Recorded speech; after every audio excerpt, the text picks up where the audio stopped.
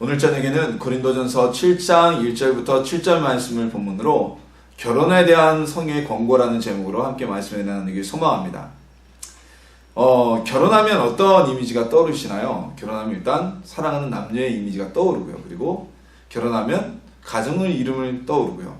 또 결혼했다고 그러면 우리가 독립했다고 얘기를 하죠. 부모로부터 독립했다. 진정한 어떤 심리학적인 측면에서 보면요, 결혼 이전에도 분명히 독립해서 살 수 있습니다. 부모를 떠나서 분가해서 자기만의 숙소에서 자신만의 삶을 살 수가 있습니다. 하지만 어떤 심리적인 심리학적 부분이나 정신적인 부분에 있어서 부모로부터의 완전한 독립된 개체로서 분화가 되는 것은 결혼 이후라고 이야기를 합니다. 결혼 이전에는 우리가 가정과 본가와 부모에 대한 마음이 클 수밖에 없죠. 그러나 결혼하게 되면 어떻게 됩니까? 물론 우리의 부모님들도 중요하고 우리의 본 가족도 중요하지만 내 아내와 나의 자녀들 또는 내 남편과 나의 자녀들이 훨씬 더 우리 부모들보다 가까워지고 그들을 위해서 살고 있는 우리의 모습을 떠오르게 되기 때문입니다. 우리나라에서는 그런 얘기가 있죠. 정답은 아니지만 전에 내려오는 이야기로 결혼하면 어른이 된다. 결혼해야 진짜 어른이다 라는 얘기가 있습니다. 그 이야기 기준에 따르면 오늘날에는 참 어른이 하는 사람들이 많은데 그게 정답은 아닙니다. 결혼을 해야 완전한 성인체, 성년체 그리고 깊은 생각의 통찰을 갖는 것은 아닙니다만 결혼을 하고 나면 그만큼 생각의 폭이 넓어진다는 의미죠. 제 주변의 사람들을 봐도요, 결혼을 하기 이전의 사람과 결혼한 이후의 사람이 차이가 나고요. 같은 또래 집단이라도 결혼하지 않은 미혼인 사람과 결혼을 한 기혼자와는 약간의 생각의 깊이라거나 넓이가 차이가 있는 것을 볼 수가 있습니다. 그것은 아무래도 미혼자는 가장 생각의 최우선이 나라는 곳에 멈춰 있고요. 가정을 이루게 되면 나뿐만이 아니라 나로 인해서 즐거울 수도 있고 슬플 수도 있고 또한 나의 모습을 통해서 행복이나 불행을 맛볼 수도 있는 우리 가족들을 먼저 생각하기 때문에 생각의 깊이도 좀 더 깊어지고 생각의 영역도 좀 더 넓어지지 않나 하는 생각이 듭니다. 물론 이건 미혼자들은 그렇지 않다는 얘기는 아닙니다. 미혼자들에 대해서 그렇게 격하는 이야기는 결코 아니고요. 미혼이라도 결혼하지 않아도 충분히 깊은 사회적인 통찰력과 넓은 마음으로 사람들의 존경을 받는 분들이 계시죠. 하지만 보통은 우리의 삶의 전환점을 이야기할 때 그 전환점을 결혼이라는 데 포인트를 두게 됩니다. 신체적으로는 우리가 삶의 전환점, 인생의 전환기를 거의 40세로 보고 있지 않습니까? 그래서 만 40세가 되면 국민건강보험공단에서도 생애 전환기라고 해서 건강검진을 받으라고 통지가 옵니다. 저도 작년에 처음으로 받았는데요. 이제 만 40세가 되면 몸의 생장이 끝나가고 좀 나쁘게 얘기할까 하면 죽어가는 시기라고 얘기를 하는 거죠. 우리 인생의 심리학적 전환점은 만 35세경이라고 유명한 심리학자인 칼 융은 정의하고 있습니다.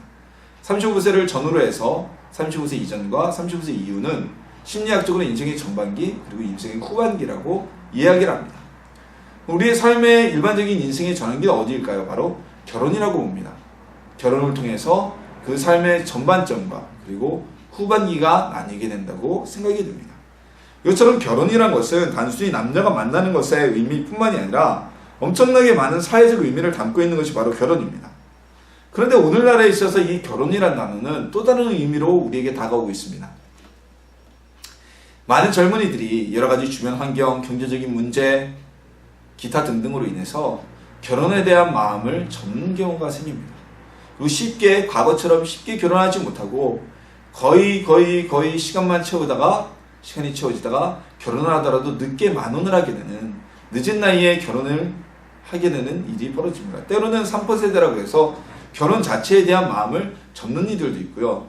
또 어떤 이들은 서로 사랑하고 만나고 지내지만 결혼이라는 제도를 불안해하고 제도 안에 들어오기를 거부하는 커플들도 많이 있습니다.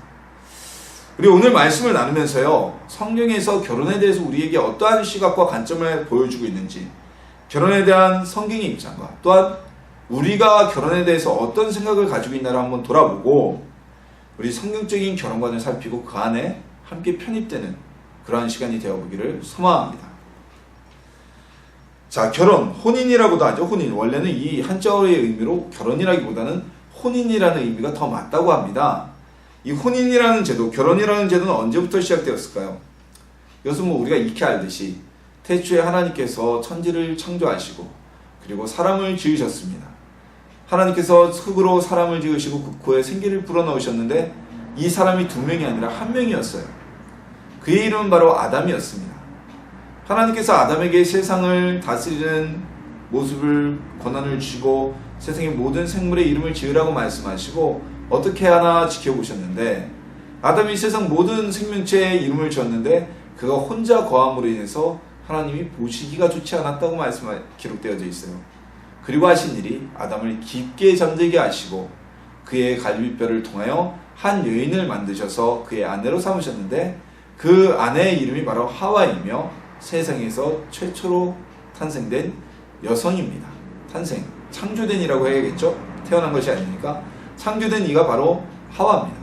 그리고 하나님께서는 이 하와를, 아내인 하와를 아담에게 처음으로 선보이고 첫 만남을 갖게 하시면서 창세기 2장에 우리에게 기록된 것처럼 2장 24절에 기록된 것처럼 이러므로 남자가 부모를 떠나 그의 아내와 합하여 둘이 한 몸을 이룰지도다 라는 말씀을 주시고 둘의 혼인을 직접 주례하셨습니다.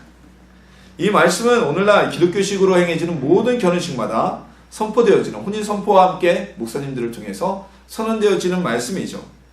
이것처럼 하나님께서는 결혼제도를 직접 만드셨습니다. 그리고 아내 하와와 남편 아담이 하나가 되어서 서로를 돕는 배필을 만들어 주셨다고 성경에는 기록되어져 있습니다. 이것이 바로 결혼제도의 시작입니다. 정말 하나님의 말씀대로요, 이 둘은 너무너무 서로를 잘 도왔어요. 그래서 서로는 운명 공동체였습니다. 아담과 하와는 하나의 사람으로 하나의 운명을 가지고 살아갔어요. 심지어는요, 하와가 하나님의 말씀을 어기고 뱀의 꾀임에 빠져 선악과를 따먹었을 때 먼저 하나님으로부터 그 선악과를 따먹으면 정령 죽으리라는 말씀을 들은 아담은 하와가 그 선악과 따먹었음을 보고 그를 만류하거나 또는 하나님께 우리 아내가 이런 잘못을 저질렀는데 용서해 주십시오라고 구하기보다는 하와를 따라서 그의 아내를 따라서 함께 선악과를 먹어버리는 죄를 범하고 합니다. 이때 당시 하와가 애교를 피워서 온갖 애교와 또한 아담의 마음을 움직이는 유혹을 해서 이 선악과를 따먹게 했는지 아니면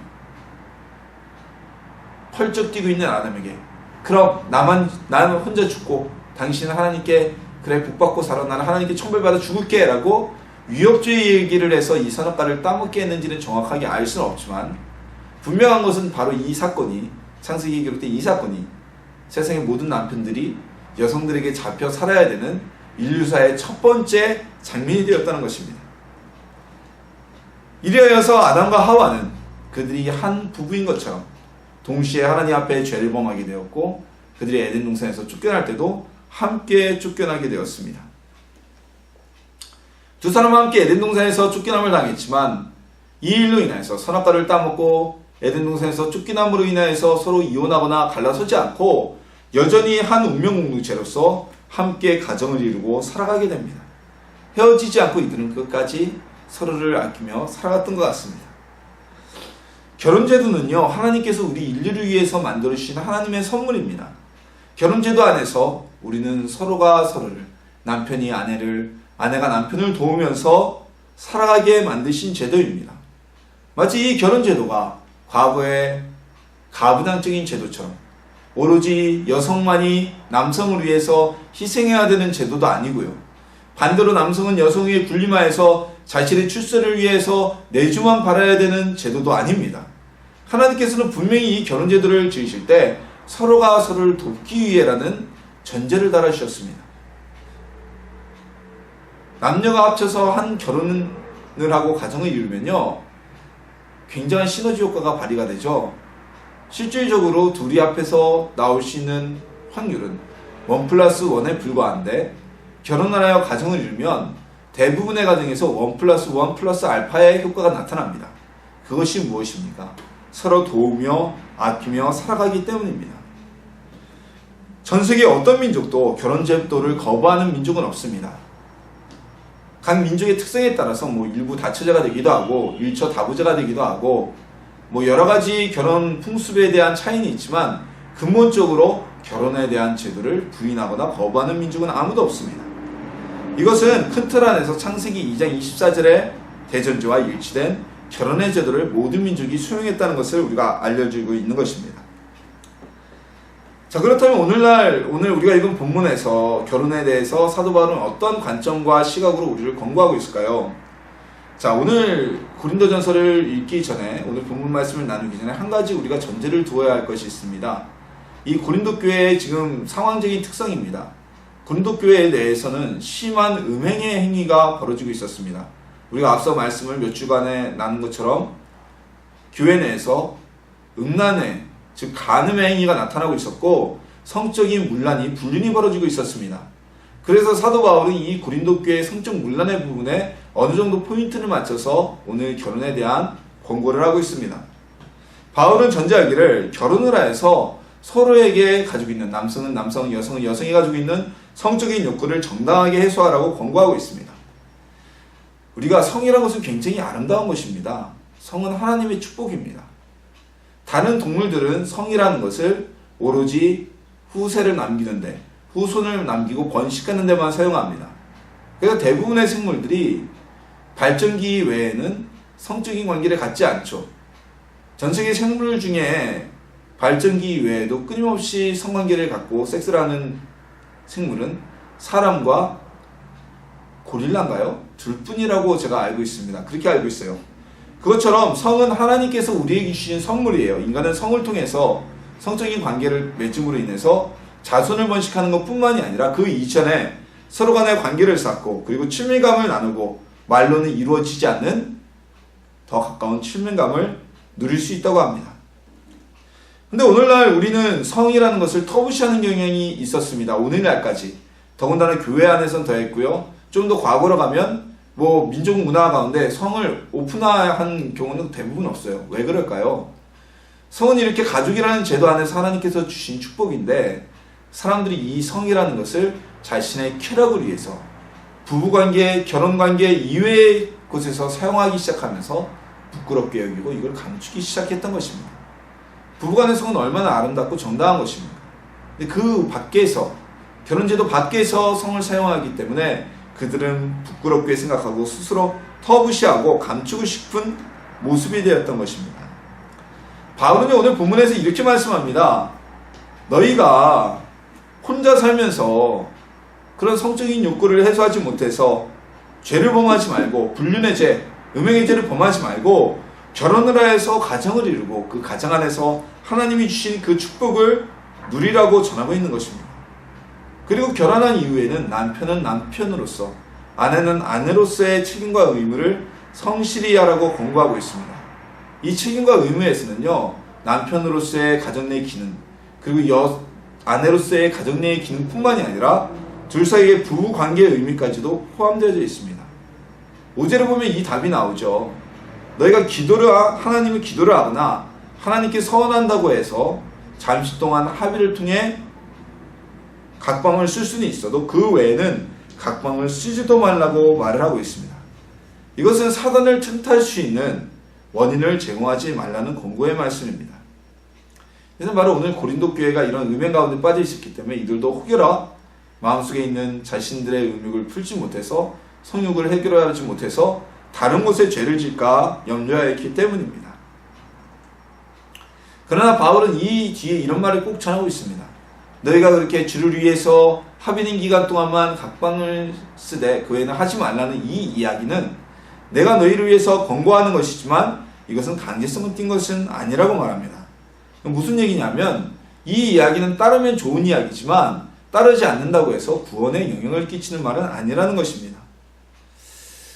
자, 오늘날에도 많은 가정이 해마다 많은 남녀가 만나 결혼을 하고 가정을 이루고 있습니다. 그리고 반대로 오늘날에 우리나라가 결혼의 비율에 따진 결혼 비율에 대한 이혼 비율이 최근에는 모르겠어요. 한때는 OECD 회원국 1위에 가까운, 육박하는 굉장히 높은 이혼율을 나타내기도 했습니다. 왜 그럴까요? 왜 이런 결혼 제도가 깨지는 일이 벌어질까요? 부부 관계는요, 신뢰와 그리고 서로 간의 믿음으로 시작됩니다. 이 신뢰를 쌓기 위해서는 자신의 마음을 내어 보이고 때로는 자신의 허물까지도 나눌 수 있는 모습이 필요하고요. 신뢰가 쌓이기 위해서는 나의 요구만을 요청하는 것이 아니라 상대를 위해서 서로 돕는 배필이라는 하나님의 말씀처럼 결혼제도 안에서 서로를 돕고 자신이 희생하는 모습도 보여야만 합니다. 근데 오늘날 이혼이 많이 벌어지는 이유는 무엇일까요? 왜 이렇게 이혼율이 늘어났을까요? 그것은요, 서로 간에 마음을 열지 않고 서로 간에 진심을 보이지 않고 신뢰를 쌓지 않기 때문입니다. 누구도 희생하지 않고 자신만의 이익을 위해서 상대, 내 아내나 남편의 희생만을 바라기 때문에 하나가 되지 못하는 것입니다. 진정 마음속으로 육체만의 결합이 아니라 심리적인 결합까지 이루어진다면 이 가정은 적절히 또한 아름답게 성장하는 부부관계가 되고 결혼생활이 될 것입니다. 근데 그 깨지는 이유는 일방적인 요구, 쌓여지지 않는 신뢰, 사랑과 신뢰가 아닌 조건만으로 이루어지는 결혼이 이루어지고 있기 때문입니다. 또 반대로 이런 경우도 있죠. 최근에는 서로 만남을 갖고 사귀면서 때로는 동거를 하면서도 결혼에 대해서는 거부감을 가지는 커플들이 많이 있습니다. 이것은 무엇입니까? 이것은 결혼이라는 정당한 제도 안에서 성적인 욕구를 해소하는 것이 아니라 자신들의 성적 욕구만을 해소하려는 한 방편에 불과하죠. 타협입니다. 나는 내가 사랑하는 사람과 이 문제를 해결할 수 있어라는. 그러나 결혼을 통해서 서로가 서로를 돕고 서로를 위해서 이해하고 희생하며 하나의 가정을 이루는 그 제도는 거부하고 있는, 책임과 의무는 다하지 않고 자신에게 누리고자 하는 쾌락과 즐거움만 누리려는 것이 바로 오늘날의 세태입니다.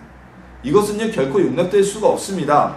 최근에 보면 우리 교회들, 한국 교회들 안에서도 이런 모습이 많이 보이고 있어요. 혼의 관계, 혼전 관계에 대해서 어떻게 생각하냐 하면 아마 교회 내에서도 많은 청년들이 꺼리낌이 없어 보여요. 정말 부끄러운 이야기지만 간혹가다 교육자들, 목회자들 사이에서도 혼전 관계를 통해서 아이를 혼수로 데려오는 분들이 있습니다. 물론 그럼에도 불구하고 이렇게 결혼을 해서 가정을 이루면 그나마 책임감 있고 저는 훌륭한 관계라고 얘기를 합니다. 안 그런 친구들도 많잖아요. 근데 원칙적으로 우리가 하나님 안에서, 결혼 제도 안에서 이루어지지 않는 어떤 성적인 관계라거나 이런 모습들은 하나님 앞에서 그건 분명한 범죄입니다. 말할 건 말해야죠. 이분 삐뚤어졌어도 말은 바로 해야 된다고 분명히 말할 수 있어요. 그것은 바로 고린도 교회에서 있었던 음행과 음란과 다를 바가 없습니다. 우리는 결혼하지도 않았고요. 우리는 불륜도 아니고요. 우리는 이러고 나서도 쿨하게 헤어질 수가 있어요. 자기들 이야기죠. 하나님께서 바라보시는 모습이 어떠한 모습인지 우리는 분명히 알아야 됩니다. 결혼이라는 제도 안에서를 벗어난 어떠한 관계도 자신들의 쿨함과 자신들의 즐거움과는 관계없이 이것은 하나님 앞에서는 결코 옳지 못한 관계입니다. 동거도 마찬가지입니다. 정식적인 혼인관계가 아닌, 그리고 결혼, 사실상의 그런 경우는 있죠. 결혼식을 하고 그러고 싶어도 사정이 되지 않아서 못하는 가족들, 실질적으로 마음속으로는 아내와 남편으로 여기고 살아가면서도 그러지 못한 이들이 있어요. 자녀도 있고. 그런 경우는 예외라고 치더라도 그것이 아니라 처음부터 아이들에 관한 마음도 없고, 그리고 평생 이 사람과 나와 함께할 만한 마음도 없이 그냥 우리가 맞춰보기 위해서 동거래 관계를 갖는 것, 이건 역시 하나님 앞에서 온전치 못한 모습이죠. 이 모든 것은 결혼 제도 안에서만 허락된 것입니다. 그것이 또한 반대로 얘기하면 결혼한 사람들만이 가질 수 있는 특권입니다. 우리가 결혼에 대한 마음을, 그리고 우리가 결혼에 대한 마음, 상대에 대한 마음, 누군가를 만날 때의 마음을 바르게 세우시는 저는 여러분들에게 소망합니다. 그래서 이 고린도 교회 같은 어떤 불륜의 모습, 성적인 문란이 나타나지 않도록 우리의 마음을 제어해야 할 것입니다. 또한 사도 바울은 다음과 같이 얘기를 합니다. 너희도 다 나와 같길 바라는데, 그러나 나와 같지 않더라도 각기 받은 은사가 틀리기 때문에 결혼할 사람은 결혼을 하여라 라고 얘기를 합니다. 그래서 이 본문을 가지고 독신은 은사다라는 얘기가 예전에는 나온 적이 있습니다. 그래도 요즘에는 교회들마다 성경 공부도 많이 하고요, 말씀 연구도 많이 해서 그런 이야기는 많이 사라졌는데, 과거에는 독신도 은사다라는 이런 얘기가 있었어요. 그래서 옛날에는 20대면 20대 말이면 보통 결혼을 많이 했잖아요. 요즘에는 뭐 경제적 사정도 그렇고 취업 시장도 그렇고 그래서 대부분 30대에 결혼을 많이 하지만 예전에는 30대가 넘어가면 뭐 노총각 노처녀 소리를 들었으니까요. 교회 내에서 처녀총각들이 30이 넘기고 난 뒤에는 나는 독신의 은사다라고 아주 심각하고 단호하게 이렇게 선언하는 분들이 있었어요. 근데 시간이 좀 지나서 어느 날 청첩장을 가져와서 결혼의 소식을 전하면서 아니 무슨 독신의 은사라더니 은사가 그렇게 사라졌냐 그러면 아무래도 내가 이 기도응답을 잘못 받은 것 같아 라고 수줍게 웃지 못할 일들이 자주 볼 수 있었어요. 근데 여러분, 독신이 은사입니까? 독신은 은사가 아닙니다. 이건 분명히 알아야 됩니다. 은사는 하나님의 선물이고 카리스라고 얘기를 하죠. 하나님이 주신 선물입니다. 이 선물은 하나님의 일을 위하여 쓰임받을 때 사용되는 것이 바로 은사입니다. 독신은요, 개인의 선택입니다. 그래서 오늘 사도 바울도 각자 알아서 그거는 판단하라, 자기의 능력과 판단하라고 이야기를 하고 있는 겁니다. 오늘 이 7절 말씀에 각기 받은 은사가 다르다는 이 단어 때문에 독신은 은사라고 얘기했는지 모르겠는데요. 독신은 은사가 아닙니다. 독신은 자신의 선택이고 헌신입니다. 무엇 때문에요? 사도 바울이 너희가 다 나와 같기를 바란다고 이야기한 것은 나처럼 홀로 살면서 예수님의 복음을 전하는 일에 꺼리낌 없이 헌신할 수 있기를 바란다는 의미입니다. 바울은 우리가 가정을 이루지 않았다고 거의 대부분의 신학자들이 봅니다. 그래서 바울은 언제 어디라도 선교를 위해 떠나갈 수가 있었고 언제 어디서 매를 맞고 핍박을 당하더라도 자신이 부양할 가족에 대한 의무감이나 책임감 때문에 부담을 가지지 않을 수 있었습니다. 그래서 바울이 말하는 이 모습은, 독신의 모습은 나처럼 예수님을 위해서 부양 가족에 대한 의무감이나 부담감 때문에 꺼리낌 없이 복음을 전할 수 있는 사람이 너희가 다 되기를 바란다는 그런 말씀입니다. 반대로 얘기하면 사도 바울의 이 이야기는 가정을 이루고 결혼을 하여서 자녀들을 두고 아내나 남편을 둔 이는 그들을 위한 의무감과 사명을 다 해야 된다는 말씀이기도 하죠. 주기철 목사님께서 순교를 당하시기 전에 가장 힘들어하고 마음 아파했던 것이 주기철 목사님의 어머님과 그리고 남겨진 아내와 자녀들이었다고 합니다. 그런데 그 모습을 본 주기철 목사님의 어머님인가요? 사모님인가가 그랬다고 하시죠? 우리를 생각하지 말고 뭐 주님만 바라보라, 이런 정확한 제가 내용은 지금 뭐 찾지 못했는데 그러한 의미로 말씀을 하셨고 주기철 목사님 역시 그 부담감을 떨쳐내고 순교를 당하실 수 있었다고 이야기가 됩니다. 얼마 전에 방영되었던 주기철이라는 KBS 다큐멘터리 곧 영화화되어서 지금 부활절에 상영한다고 했는데 어떻게 됐는지 모르겠네요. 나온다고 하는데 거기에 보면 그 내용 포함되어 있습니다. 우리가 결혼을 하면요, 결혼 생활 안에서는 자신의 의무와 책임을 다해야 되고 서로 사랑하는 모습을 보여야만 합니다. 근데 오늘날 왜 결혼 제도가 서로가 이렇게 깨어지고 갈라집니까? 앞서 말씀드렸다시피 부부간에 신뢰하지 않고요, 아끼지 않고요, 하나 되지 못하기 때문입니다. 자신의 이익만을 주장하기 때문입니다. 그래서 부부관계는 또한 결혼생활이 이어지지 못하고 있는 것입니다. 우리는 아내로서 남편으로서의 의무를 첫 번째 잘해야 됩니다. 최선을 다해야 그 결혼생활을 이루어갈 수가 있습니다. 부부 중 한 명만이 예수님을 믿는다면 주일날 자신이 교회에 봉사하기 위해서 아침부터 남편과 식구들 식사도 챙기지 않고 나와서 밤늦게 들어가는 모습, 그건 결코 장려할 만한 모습이 아닙니다. 불신자인 남편이지만 자기가 아내로서의 최선을 다하는 모습이 보여야죠. 아침을 차려주고 아내로서의 모습을 다한 다음에 그 다음에 주님 앞에 나와서 봉사하고 헌신을 하는 것을 예수님이 기뻐하십니다. 예수님께 봉사한다는 명분으로 아내로서의 의무와 책임을 다하지 않는다면 그건 역시 결혼제도에 반하는 일입니다. 반대로 남편들도 마찬가지입니다. 하나님께 헌신하고 봉사할 때는 자신의 아내와 또한 합의가 되고 또한 가족들과 남편으로서의 아버지로서의 의무를 다했을 때 하나님이 기뻐하시지, 내가 하나님께 헌신한다고 해서 직장도 그만두고 사표 쓰고 혼자 주님의 길을 가겠다, 이거는 하나님이 기뻐하시는 일이 아니죠. 그래서 오늘날 대부분의 교단에서는 목사 안수를 받을 때, 목회자로 헌신할 때 분명히 그 배우자의 서약서를 받아오게 합니다. 내가 우리 남편이 혹은 아내가 목회자의 길로 목산수를 받는 것을 하나님으로 헌신한 것을 찬성합니다는 서약서가 있어야 돼요. 그것이 없으면 목산수를 받을 수가 없습니다. 지극히 당연한 말씀입니다. 우리는 부부로서 결혼 제도 안에서 자기가 가진 책임과 의무를 다해야만 하기 때문입니다. 다만 이 아내와 남편으로서의 의무에서 한 가지 예외의 사항이 있습니다.